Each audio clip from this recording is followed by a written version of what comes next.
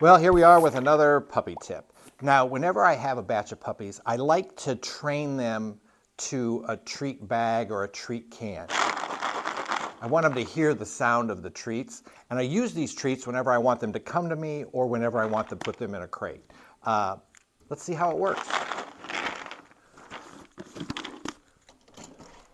Hey guys! Come on, puppies! Good girl, there we go. Good puppy. Good puppy, there we go. Good girl. Good girl, here we go, sweetie. Good girl. That's all there is to it.